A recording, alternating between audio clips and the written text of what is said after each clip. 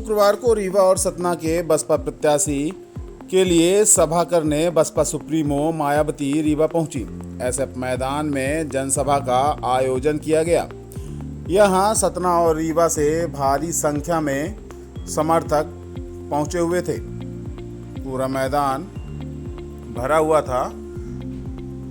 Baspa supremo ने मंच पर पहुंचने के बाद जनता के प्रति आभार जताया। इसके बाद कांग्रेस और भाजपा के खिलाफ जमकर हमला बोला। मायावती ने मंच से सबसे पहले यह स्पष्ट किया कि बहुजन समाज पार्टी किसी भी पार्टी के साथ गठबंधन में नहीं है। उन्होंने कहा कि पार्टी अकेले ही चुनाव लड़ रही है। बीएसपी सुप्रीमो ने कहा, इस बार फिर से सत्ता में आना बीजेपी के लिए आसान नहीं होगा। यदि चुनाव फेयर होता है और वोटिंग मशीन में गड़बड़ी नहीं होती है तो बीजेपी की केंद्र में वापसी मुश्किल है। इस बार कोई भी नया पुराना प्रलोभन और जुमलेबाजी काम नहीं आएगी। उन्होंने कहा कि अब लोग समझ चुके हैं कि यह पार्टी गरीबों, मध्यम वर्गीय मजदूरों को अच्छे दिन का सपना दिखाकर बेवकूफ़ बना रही है, उनका उपयोग कर रही है। उन्होंने कहा कि बीजेपी और उनकी सहयोगी दल अमीरों और उद्योगपतियों के लिए काम करती हैं। एसटी/एससी, ओबीसी की विरोधी पार्टियां हैं। उन्होंने पार्टी के कार्यकर्ताओं को आगाह किया कि वह इन पार्टियों के घोषणा पत्र के प्रलोभन में न आए। हवाई चुनावी घोषणा पत्र के बहकावे में नहीं आना है। सत्ता में आने के बाद कोई भी पार्टी इन घोषणा पत्रों पर काम नहीं करती और उन वायदों को पूरा नहीं करती जो चुनाव के समय वायदा करती हैं। यही वजह है कि बीएसपी इस तरह के किसी भी घोषणा पत्र को जारी नहीं करती। अंत में मायावती ने जनता से बसपा को अधिक से अधिक वोट देकर प्रत्याशियों को जिताने की बात कही। आपको बता दें कि लोकसभा चुनाव में राष्ट्रीय नेताओं में कुछ दिन पहले बीजेपी के रक्षा मंत्री राजनाथ सिंह नई गढ़ी आए थे। अब बीएसपी से मायावती ने सभा की है। कांग्रेस इस मामले में जरूर पीछे है। विंध्य के नेताओं के भरोसे ही हुंकार भरी जा रही है। कोई बड़ा नेता अभी तक सभा करने रीवा नहीं पहुंचा है।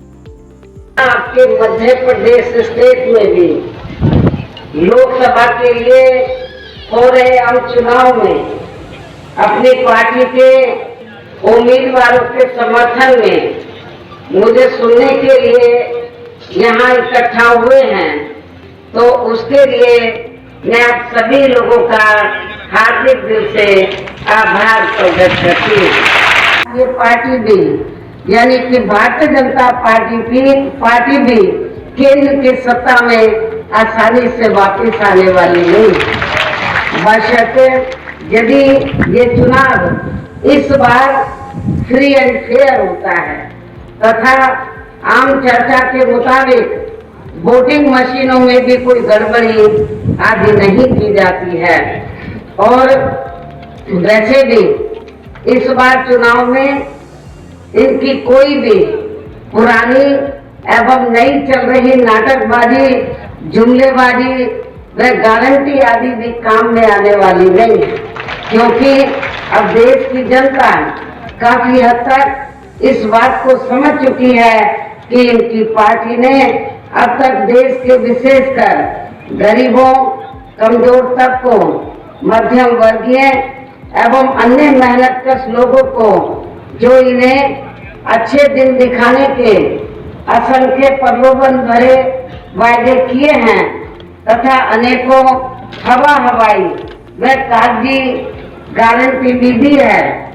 वैसे आप लोगों को ये मालूम है कि हमारी पार्टी कांग्रेस, बीजेपी व अन्य किसी भी विरोधी पार्टी के साथ मिलकर नहीं बल्कि अकेले ही खासकर यहाँ अपने गरीबों, मजदूरों, दलितों, आदिवासियों, पिछड़े वर्गों, मुस्लिम व अन्य अकलियतों के बलबूते पर ही ये चुनाव लड़ रही है।